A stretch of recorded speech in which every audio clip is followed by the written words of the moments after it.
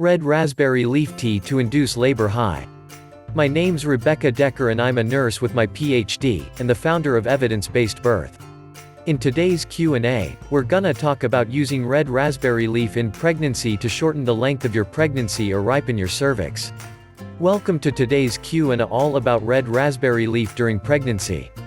Today's questions came to me from a doula who wanted to know if red raspberry leaf is effective when taken at the end of pregnancy to make you go into labor sooner or to ripen your cervix.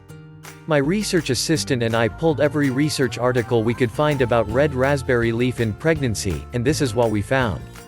We found 3 reviews of the literature, and basically in these reviews they found that red raspberry leaf has been used for a long time. Some reports said that it has been used since the 6th century as a medicine. The reviewers basically all concluded that any evidence on red raspberry leaf is very weak and we really don't understand if it works, or, if it did work, how it would work. They also say that more research is necessary before red raspberry leaf should be recommended by healthcare providers. So far we do have one randomized controlled trial on red raspberry leaf in pregnancy.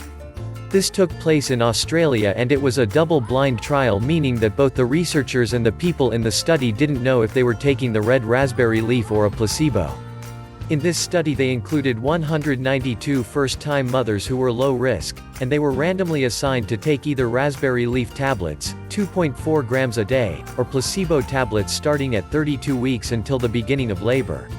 They did not find any differences between these two groups, and they looked at a lot of different things. They looked at things like maternal blood loss, blood pressure, APGAR scores, NICU admissions, length of pregnancy, the rate of induction, all sorts of things, and they found really no differences between the two groups. They also did not identify any adverse effects in any outcome measured. A few participants reported some side effects such as nausea, vomiting, diarrhea, constipation, or changes in blood pressure. But because these things are commonly reported in pregnancy, it's not known if they were related at all to the red raspberry leaf. There's one more study that's been done in humans, and this was an observational study where they looked back in time at 57 people who had used red raspberry leaf during their pregnancy and compared to 51 people who had not. This study also took place in Australia, and the doses ranged anywhere from 1 to 8 tablets or cups of tea daily, starting anywhere from the beginning of pregnancy till 32 weeks. These people completed a questionnaire and gave permission for the researchers to access their medical records. They did not find any difference between these two groups in things like blood loss, APGAR scores, blood pressure, NICU admission, etc., all the birth outcomes they looked at. However, they also did not find any side effects. In both of these studies, it might be that the sample sizes were too small to detect important differences between the groups. There have been several animal studies on red raspberry leaf in pregnancy. There was one interesting study where they gave red raspberry leaf to female rats after they were bred until they gave birth. They actually found that the rats that took red raspberry leaf during pregnancy had longer pregnancies on average, and their offspring were more likely to have early puberty.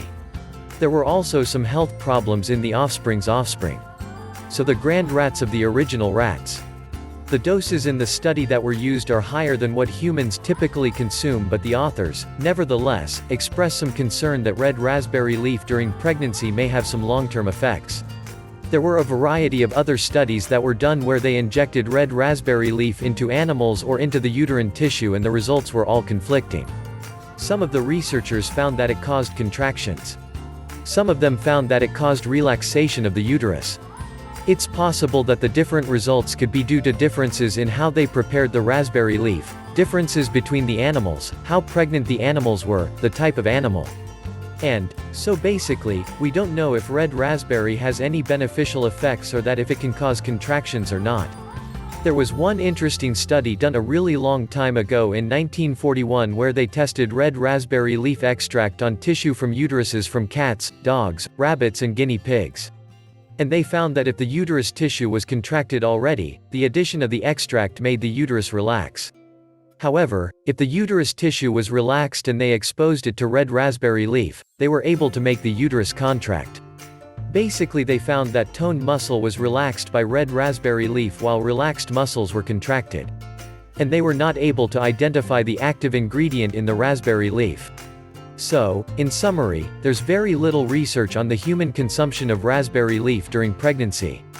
There were no adverse outcomes found in the 2 studies where they gave raspberry leaf to humans. One animal study did find early puberty in the female offspring of the rats that were treated with raspberry leaf in very high doses and more health problems in the 3rd generation. The results from the remaining animal studies are contradictory as to whether raspberry leaf can induce contractions or cause relaxation of the uterus.